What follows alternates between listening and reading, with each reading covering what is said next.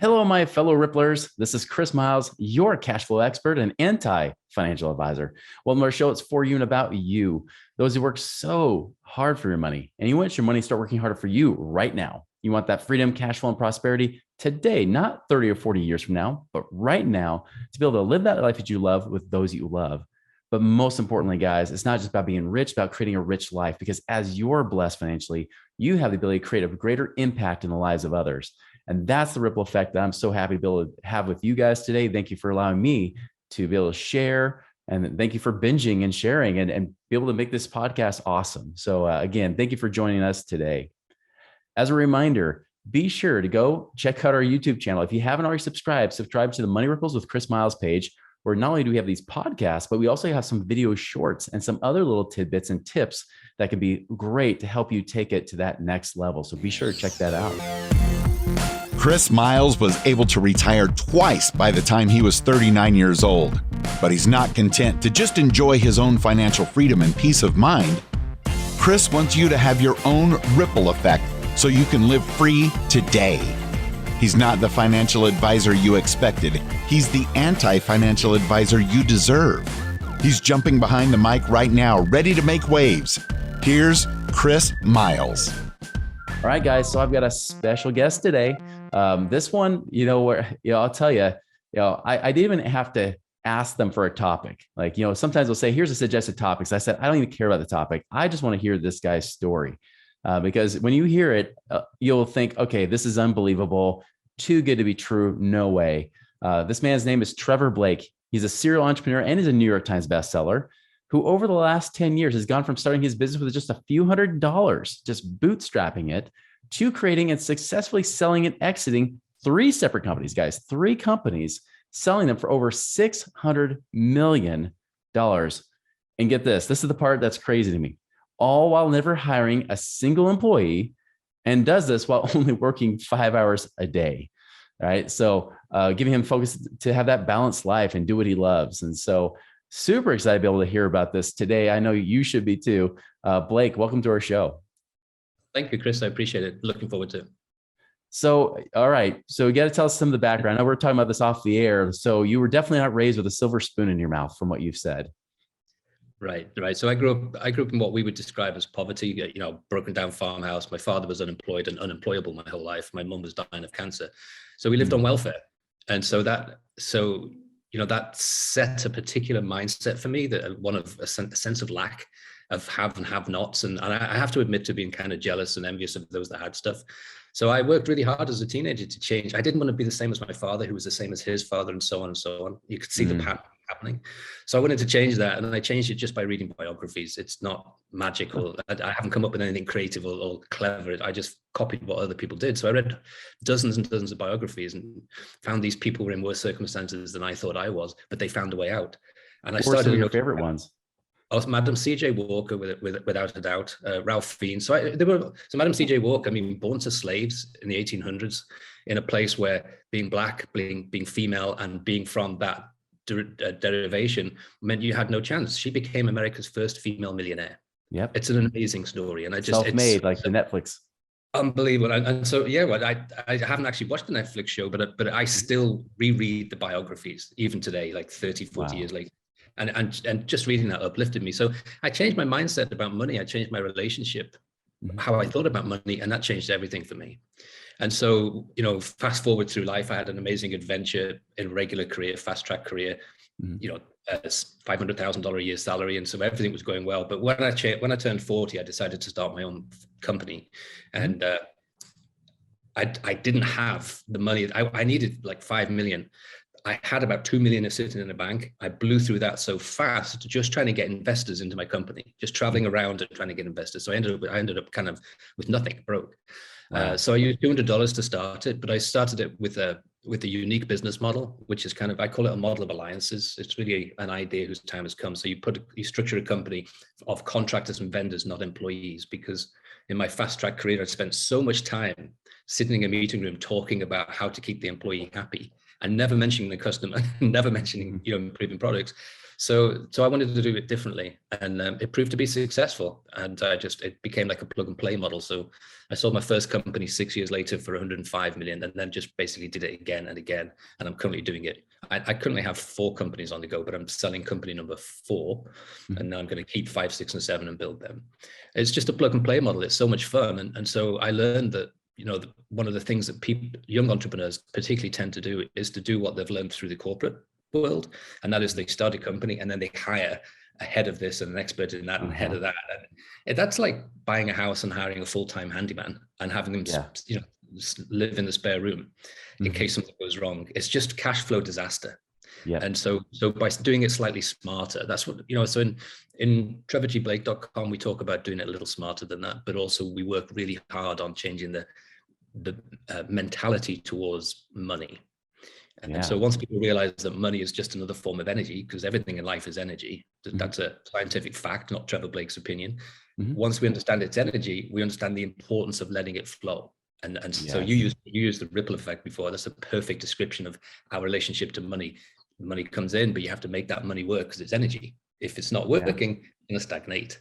And so that's kind of what we go through. I have a course called Transformation, and it transforms people's lives from where they are to where they want to be. But one of the aspects is they have to change their relationship to money. So they eventually get out of debt, and then they start to have the life of dreams. That's true. Like, one thing I've said a lot is that money's meant to flow and grow, not to just stagnate, right? Because anything, I mean, if you think about water, you think about blood, anything that doesn't flow dies, right? That's how you create death, is when the flow stops. I mean, even if you look at water and when it gets dammed up or just becomes this pool of algae and you know, just mess, right? Versus the flowing of like the Amazon or the Nile, and how much life it brings to the area because of it, right? Yeah, that's exactly how I think about money. And I have the image in my head of being a little kid standing. I used to love to stand in a stream and feel the flow of water. I don't know why. I just used to enjoy doing it. I used to get soaked and get told off for getting soaked doing it. But I used to do that all the time. And I think of the same thing. And I used to look at the river and see, like, after a storm, you know, a tree had fallen in it, and how that changed everything in the flow. You dammed it. And so because of that, not only have you changed what happens downstream, but it starts to flow back upstream, and that's where it all stagnates. So I always have that image in my head when I thought about money and businesses, and, you know, how to make money work. It's a good visual to think about. Yeah, love it. So it's interesting when you talked about how you've built your businesses too. You know, you try to keep them like very profitable. You can tell, right? And it's funny, I did the same thing. Like I used to call myself like the king of contractors, because I would just, you know, hire people for just little jobs here and there. And then once I got to like 7 figures, then I ran into a situation. I'm like, okay, what am I going to do here? And so I ended up hiring my first full-time employee, and she's been amazing. But still, I mean, for you to get it to the point of not 7 figures, not getting over $1 million, you got over 100 million, right? And still without hiring a single employee. I can guarantee anybody who's looking to buy a business says, I want that. Like, how can I gobble it up? Right. Yeah. The easiest part was the selling of it, without a doubt, because the formula is very simple, you know, 7 times profit or 5 times revenue. And you don't have, there's not much of a negotiation. That's kind of the standard price that we get.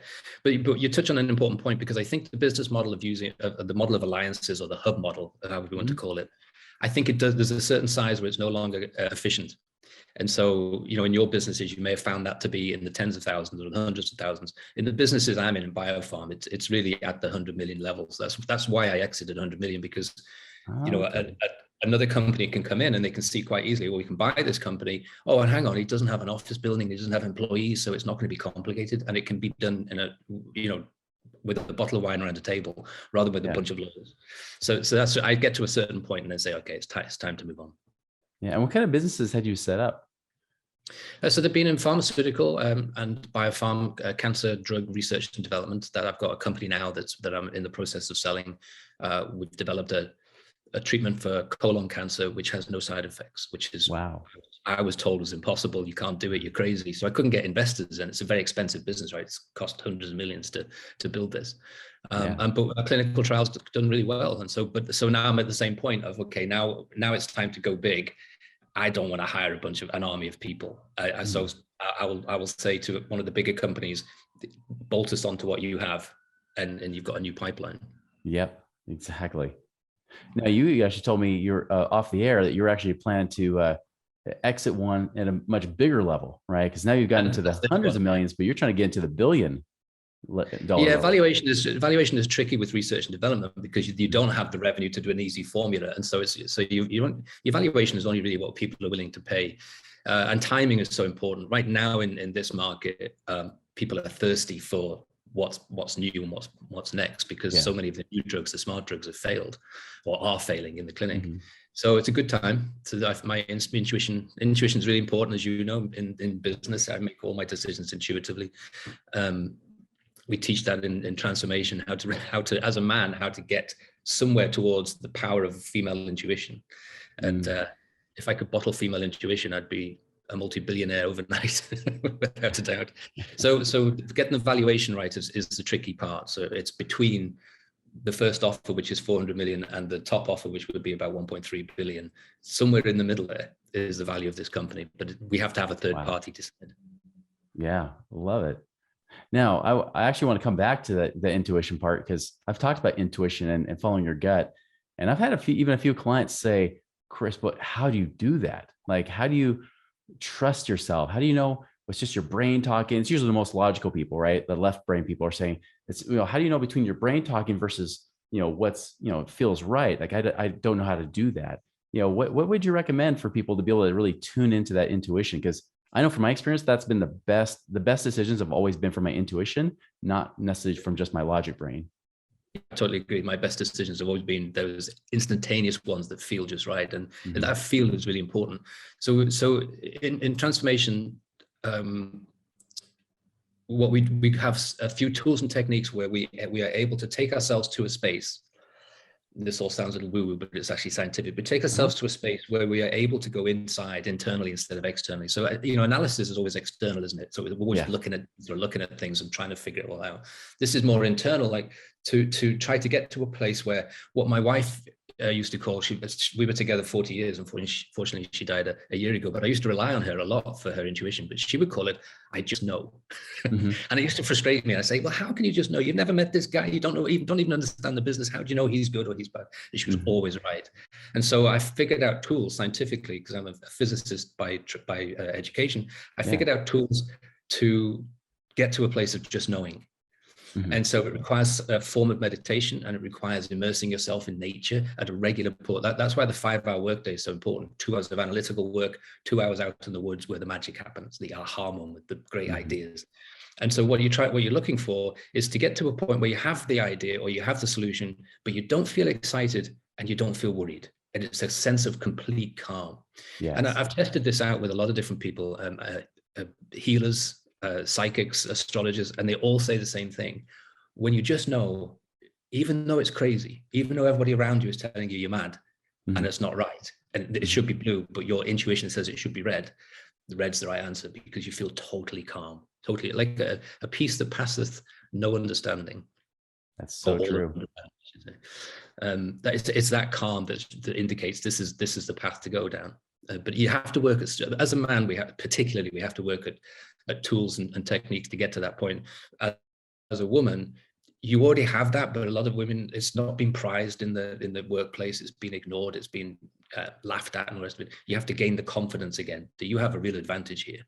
And so again, in transformation, we work really hard on that. We have I think 65% females in transformation, and once they get this and they realize they've had this for all this time, I mean, nothing can hold them back. They just go on this amazing journey afterwards. It's true. I remember realizing how important that was. And this is before, of course, he became president, but, Donald Trump, right? He talked about in his book, Never Give Up, which talks more about his humble failures, right? Or his version of humble, right? It's the more humblest you've probably seen of him. But he talks about some of his failures. And one of the things he talked about was following your gut, right? That was one of his big successes. And I remember he mentioned about The Apprentice, when he was approached to have that TV show. And when he was approached, his entire board, everybody unanimously said, don't do it. You'll drag your name through the mud. It will ruin your reputation for being this reality TV star. Don't you dare do it.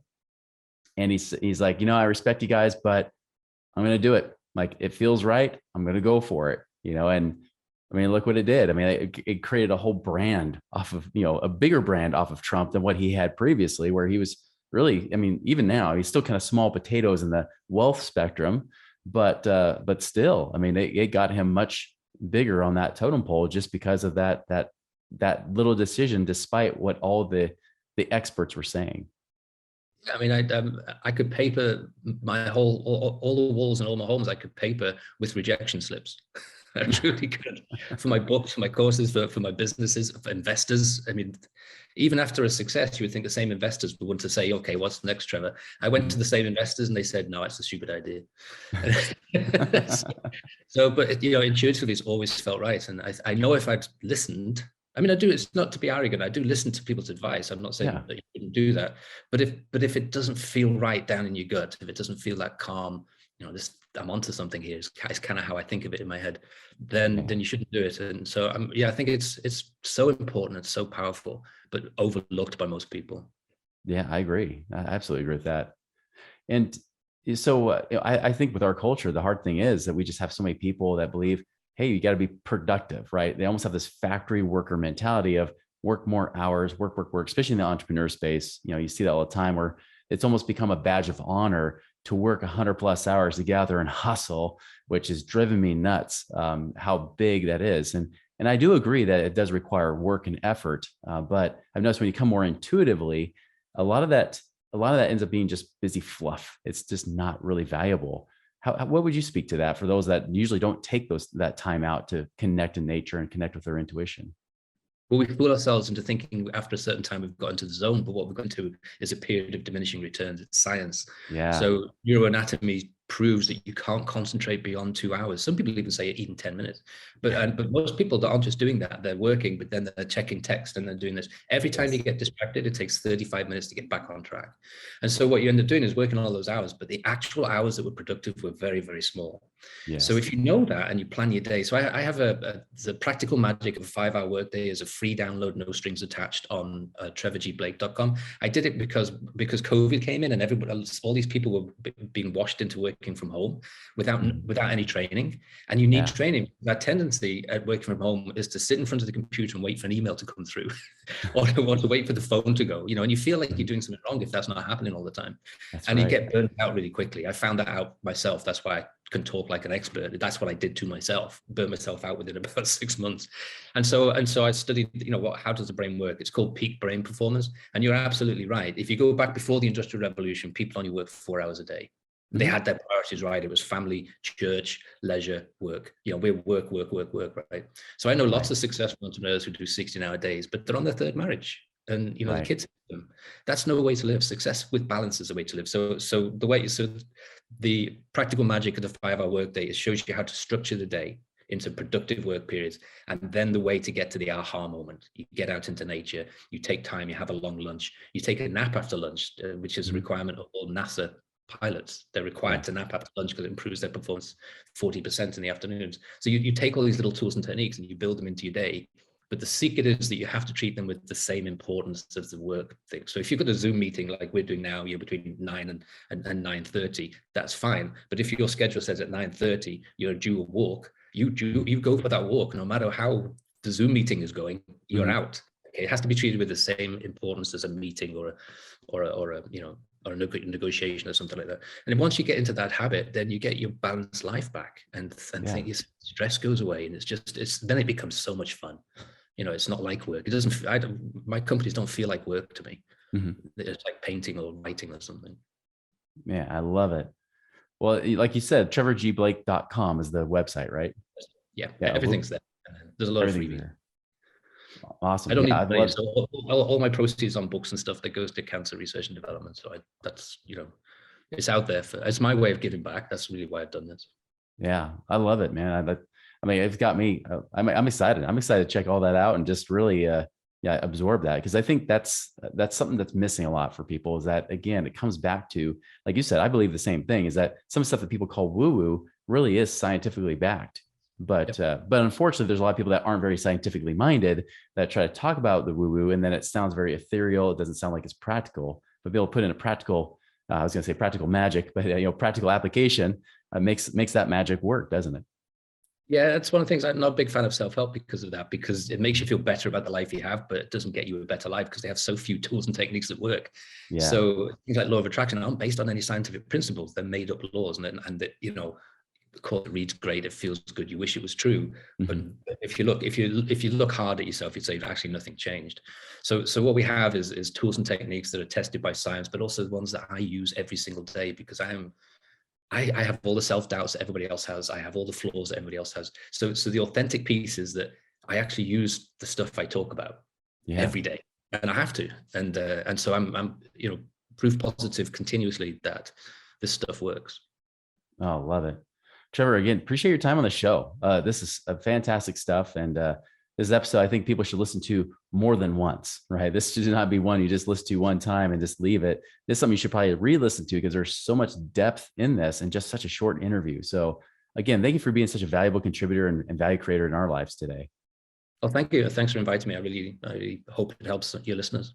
Absolutely. Absolutely. Help me. So again, Trevor, thanks. Everybody else, go check out his website, trevorgblake.com. We'll put that in the show notes for you to be able to reference in case you're driving. We don't want you to drive off the road, but if worst case, remember trevorgblake.com. Check out his materials there. And everybody, again, it's not about just being a hearer of the word, but a doer as well. And so take this, learn it, apply it in your life so that you can prosper and be able to be a bigger blessing in the lives of others. Make it a wonderful and prosperous week. We'll see you later. Visit us online at moneyripples.com for more resources to help you fix money leaks and get your money working harder for you now.